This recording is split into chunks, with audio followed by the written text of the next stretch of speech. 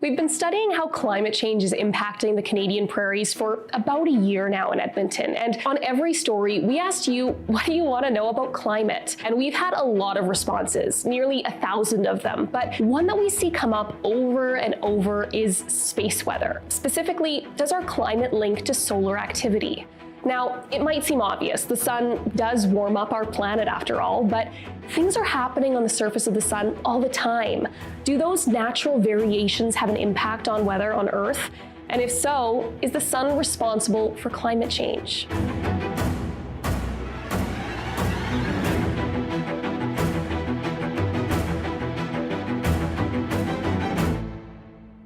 To understand the link between solar activity and Earth's weather, you first have to understand what's happening on the sun. So let's start at the beginning.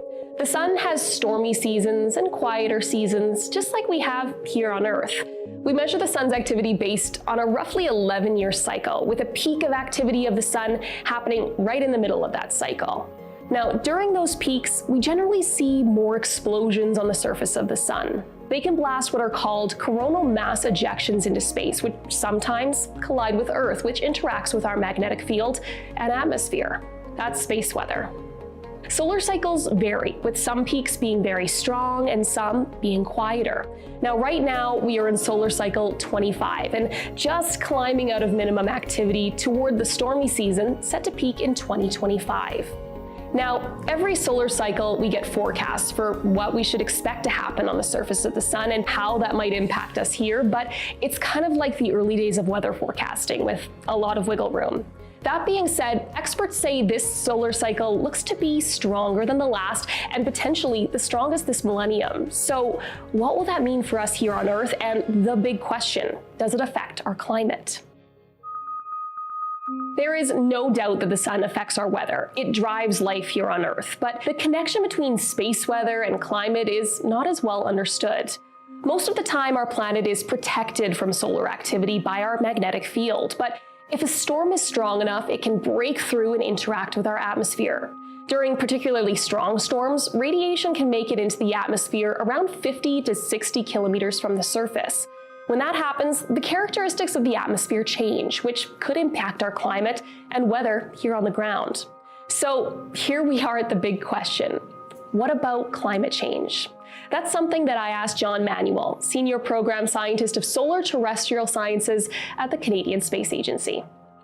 Space weather does affect atmospheric weather, or perhaps more accurate would be to say space weather affects Earth climate, that there is a connection.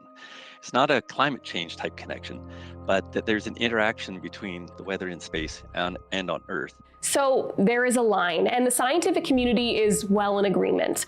According to NASA, scientists agree that the solar cycle is not driving the changes in Earth's climate that we're currently seeing. If we saw solar radiation increasing for a long period of time, we could see those effects in our climate. But the changes between solar cycles are pretty small and not able to drive the drastic changes we've seen over the past few decades.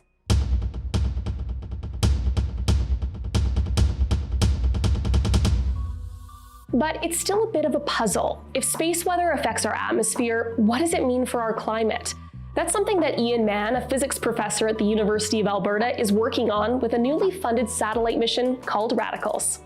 We have a made-in-Canada solution for going and basically measuring this potential pathway that may couple space weather and climate. The mission will measure radiation in the atmosphere, giving us a better understanding of how it affects us here on the ground in terms of climate. By flying the Radicals mission, we will for the first time make a very high resolution measurement, a very accurate measurement of how much radiation is actually entering the atmosphere and at what times.